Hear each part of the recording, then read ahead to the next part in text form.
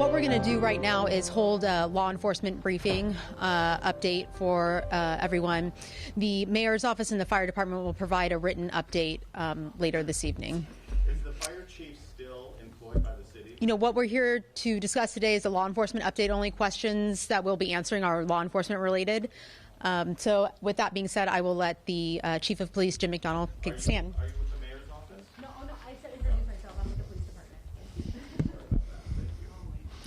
Well, good evening. It has been a very long week, and I continue to be moved by the efforts and resilience of our LAPD officers, first responders, and city and county partners. There are several important updates that I want to share with you today, and I'd like to start by announcing that the LAPD will be enforcing a curfew in Los Angeles City areas where mandatory evacuations are still in place. The curfew will run from 6 p.m. to 6 a.m. Unless you are public safety personnel or other disaster workers, you have no reason to be at these locations, and if we see you in these areas, you will be subject to arrest. Any person who refuses or willfully neglects to obey the curfew order in effect in any evacuation order zone or evacuation warning zone within the City of Los Angeles will be physically booked for a violation of California Government Code Section 8665. A violation of the curfew order is a misdemeanor punishable by a fine not to exceed $1,000 or by imprisonment not to exceed 6 months or both. This countywide curfew order is enforceable in the City of Los Angeles by LAPD officers.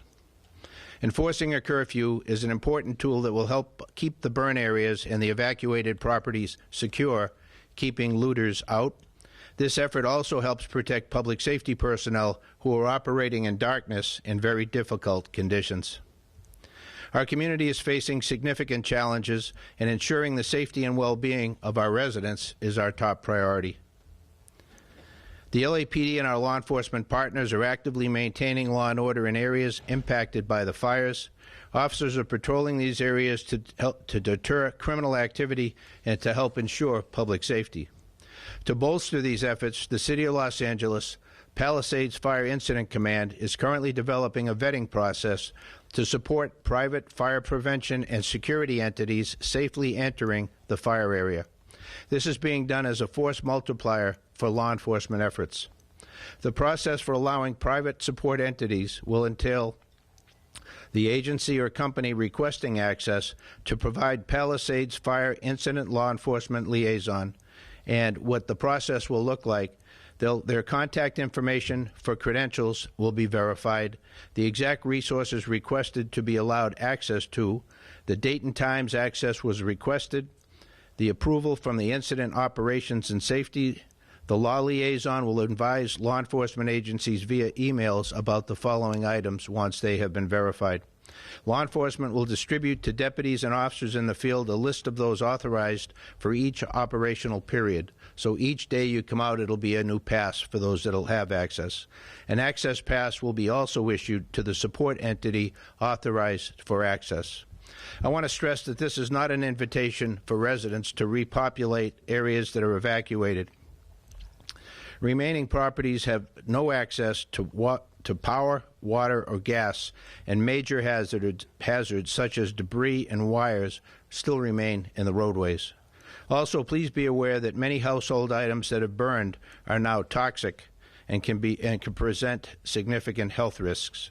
We recognize that residents want to protect their property, and we believe this effort helps strengthen our ability to help keep the area safe and get information out to property owners. Lastly, you may see the National Guard present in impacted communities. Their support is invaluable during the emergency, enabling law enforcement to help focus on crime suppression.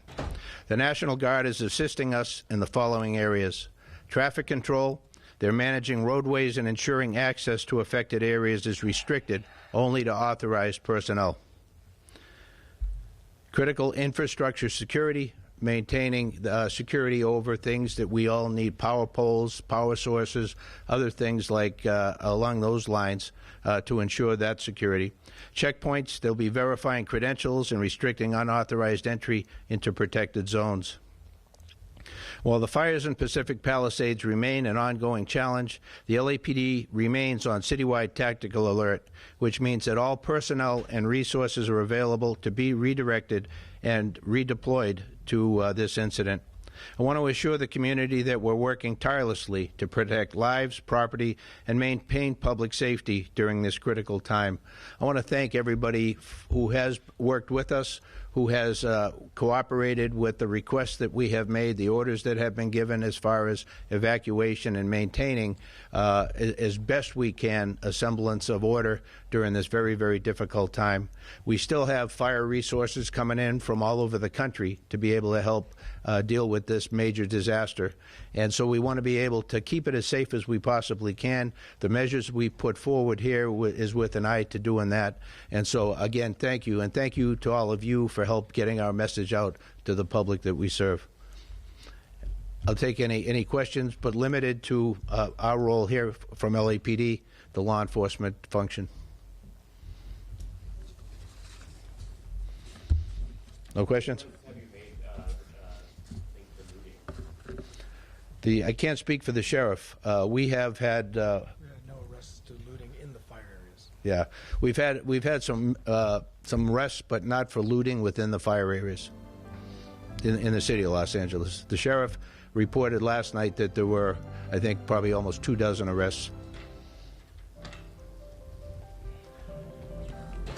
No questions? Thank you all. We appreciate it.